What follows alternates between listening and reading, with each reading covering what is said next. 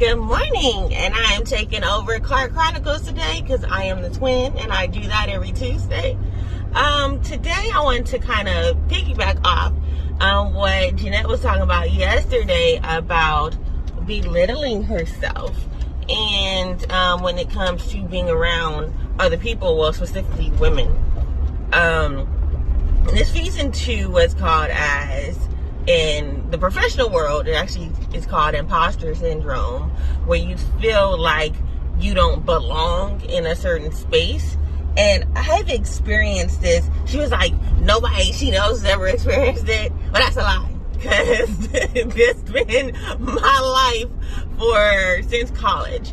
I went to a PWI, a predominantly white institution, and a lot of my classes, and it's unless it was like my African American studies class or a lot of my sociology classes, but the majority of my classes, gen ed classes, I was one of the only black students in the class. And within that, and especially when I dropped out of school when I was 19, and I ended up going back when I was 22. I was 23 after I had my first child. So I was not only black, I was a single mom, and I was going to a traditional school. So I had only person there probably with like a full-time job. Well, full-time job, mom responsibilities, whatever. And so I was different than other people. Like when we would come back to school for a fall semester, they'll be talking about, shopping trips in Italy over the summer and how they, went to France with their parents, blah, blah, blah. And basically I struggled with daycare and working all summer. I was concerned about trips overseas because I was a struggling single mom. At the time, I was doing an AmeriCorps position. I was making like $900 a month. $900 a month, sleeping on my best friend's floor. Like, I was a struggling student. And so I had serious imposter syndrome because, like, I don't belong here. I'm went to school in the hood. I was South Central LA, born and bred. So it was, and I started thinking that way in college. So even after I received my degree and getting positions, and as I moved up in my career, it's still, I still would shrink in spaces where I felt like I didn't belong. And then in spaces like where, like my last job, where I became my title, no matter, like, I had more knowledge, skills, and experience than a lot of people I was sitting in a room with, but because I was put in a box because of my title, I didn't say much. I shrunk myself, because when I would speak out, it would be taken as abrasive, or when I would speak out, it would be kind of dismissed and let somebody else come up with the same idea.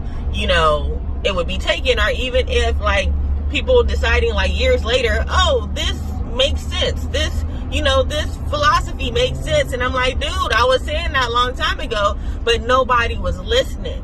And so I think sometimes we get things from, like with Jeanette, like she's just been that way or whatever. Mine came with experience. Mine came with nobody's listening to me, so I'm not going to talk anymore. And so it didn't come to a place till I got to this job that I have now, when everybody has to listen to me. Like, you have to, like, I'm speaking on behalf of my boss, so you kind of have to, like, not do what I say, but people listen because they have to, because of the position I'm in. And it's given me a voice. And so, and people are heeding my voice and listening to what I have to say.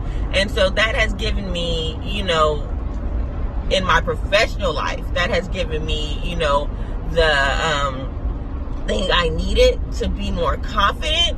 But still, like, I have all extroverted friends. All my friends are extroverted. Like, I'm usually the quietest person at the table. I usually don't say much. I'm usually the quietest person in the room, unless Jeanette's in the room. Unless Jeanette's in the room, I'm the quietest person in the room. And so, like, but I feel like with experiences, like, you can't knock people's experiences. You can't knock what they go through and how they are. And, like, I think for mine probably started before college, whatever. And I think, our family were introverts. I mean, extroverts. Me and my sister are only introverts within our family. Our mom, brothers, aunt, grandmother, extroverts. And so you learn to quiet yourself. And so now, I speak out or overspeak. I do it because I'm like, I'm not gonna be the quietest one in the room anymore, because I'm exert, because for so long I didn't say anything. For so long I didn't, open my mouth and say stuff. For so long I suffered by doing that, and there's still stuff that I sweep under the rug that I won't talk about because it's too much emotional trauma for me to discuss. But yeah, I understand what she says, whatever, because I do it, and I understand how she feels like, that she has to do it with me or whatever. And sometimes, I envy Jeanette's life. I really do. And, some people look at you like you're doing so much, blah, whatever. I don't want to do this. I don't want to do this at all. But yeah, imposter syndrome is a thing, and it's especially when you're an introvert, it's really hard. I mean, I feel like maybe some extroverts go through it. I don't know. I'm not an extrovert, but yeah, it's a difficult thing to move past. But I'm getting there, and Jeanette says she's gonna go there too. I love you guys. You Chronicle people. Butterfly out.